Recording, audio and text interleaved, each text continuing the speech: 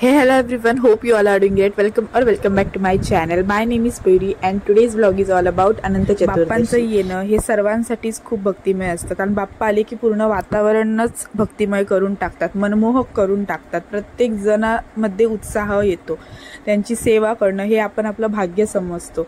जशी माझी मावशी, तिला बाप्पांसाठी दुर्वा करणं, दुर्वांच्या जुडी करणं ह्यामध्ये खूप उत्साह आहे आणि तिने बाप्पांसाठी हे सुंदर प्रकारे बाप्पांसाठी अशी दुर्वांची ओढणी तयार केली आणि ती बाप्पांना अर्पण केली. त्याच्यानंतर आपण ही बाप्पांना वेगवेगळ्या प्रकारची फुलं अर्पण करतो, त्यांची माटी या सगळ्याची आपण खूप काळजी घेतो आणि वेगवेगळ्या प्रकारची फुलं आपण बाप्पांना अर्पण करतो. रानफुलं असतात ज्याची आपल्याला नावं देखील माहीत नसतात, पण बाप्पांनाही आवडतात.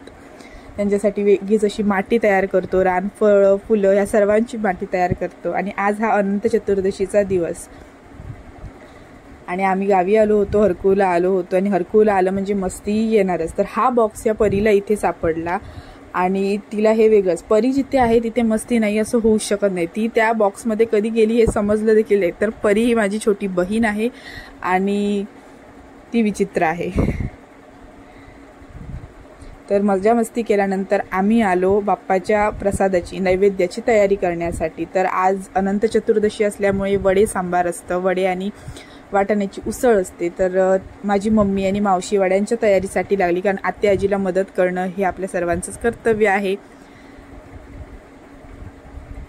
आणि चुलीवरच्या जेवणाची चव ही वेगळीच असते आणि बाप्पांसाठी जो प्रसाद बनतो, नैवेद्य बनतो, त्याची चव ही अजूनच वेगळी असते.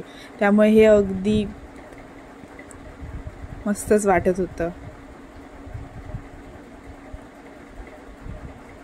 त्याच्यानंतर मी बाहेर आले माझ्या आजोबांसोबत बोलायला आणि मला भेटला हा आजोबांचा खजाना. तर ही माझ्या आजोबांची पानाची पेटी आहे आणि हा त्यांचा खजाना आहे जो ते असे लपवून दुसरीकडे ठेवतात. आणि मी परीला सांगत होती की परी बघ आजोबांचा खजाना कुठे लपलेला आहे तो, कारण आम्ही त्यांना ओरडतो.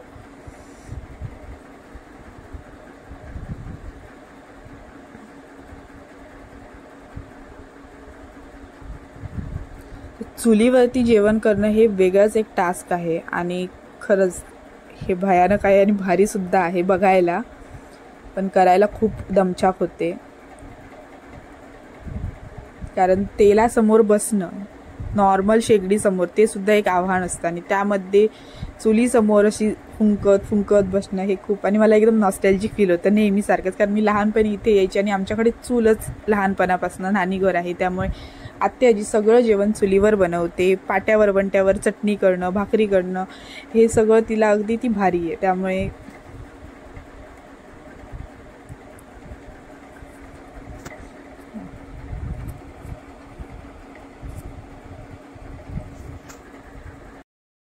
त्याच्यानंतर मी बाहेर येऊन बघितलं तिथे परी आणि माझा छोटा भाऊ संचित, मामे भाऊ, हे इथे लुडो खेळत मस्त बसले होते आणि मलाही खेळायचं होतं पण मला ते हरवतात. त्यानंतर आम्ही गेलो आरतीसाठी.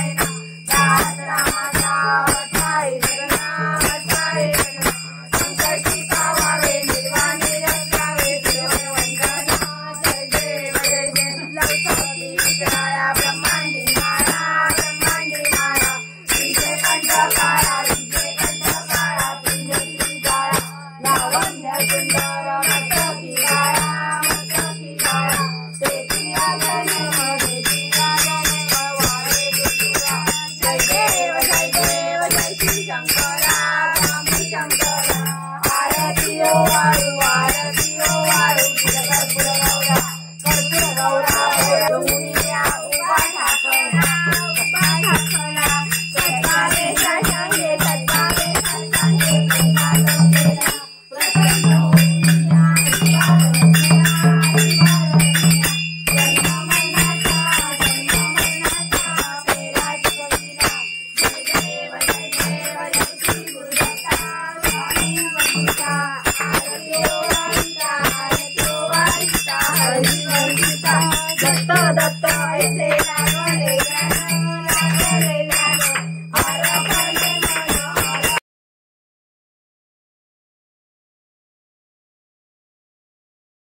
आरती केल्यानंतर जेवल्यानंतर भटजी काका आले आणि त्यांनी पूजा सांगितली, उत्तर पूजा सांगितली आणि आमच्या अण्णाजोबांनी ती पूजा केली.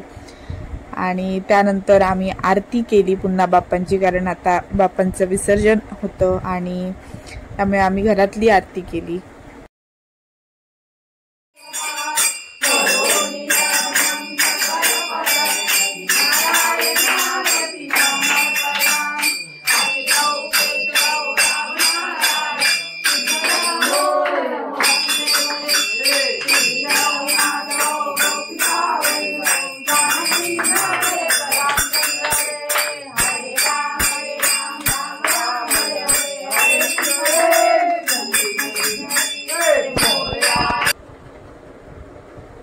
तर बाप्पांच्या आधी गौराई निघाल्या. आमच्या आत्याजी गौराईंना घेऊन गेली आणि ह्यावेळी बोलायचं नसतं, पाठी बघायचं नसतं, तर त्यामुळे ते खूप सावधगिरीने आणि खूप रिस्पॉन्सिबिलिटीने घेऊन जायचं असतं. आत्याजी घेऊन गेली आणि त्यानंतर वेळ आली बाप्पांना विसर्जनासाठी नेण्याची.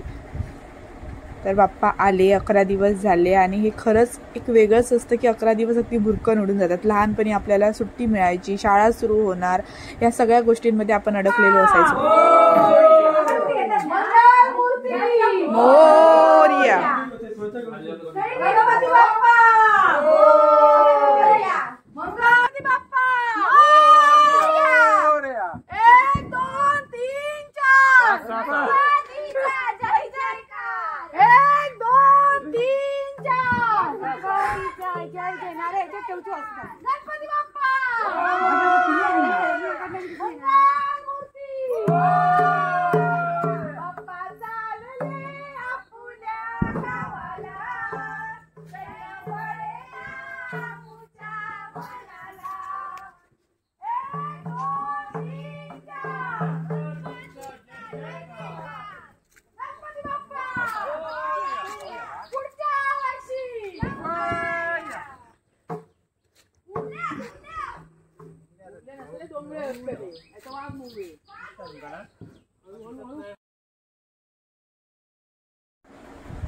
तर अशा प्रकारे बाप्पांना आम्ही जयघोषात, जय जयकारात पुढच्या वर्षीचं आमंत्रण दिलं.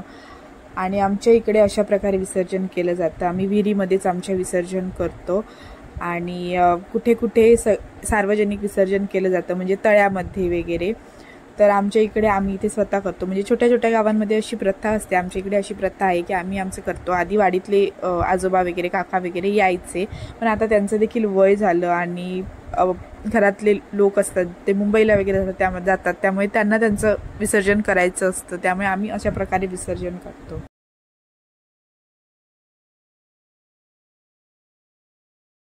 आजोबा, अण्णा आजोबांनी पूजा करून घेतली बाप्पांची आणि आम्ही सगळ्यांनी आरतीची तयारी केली.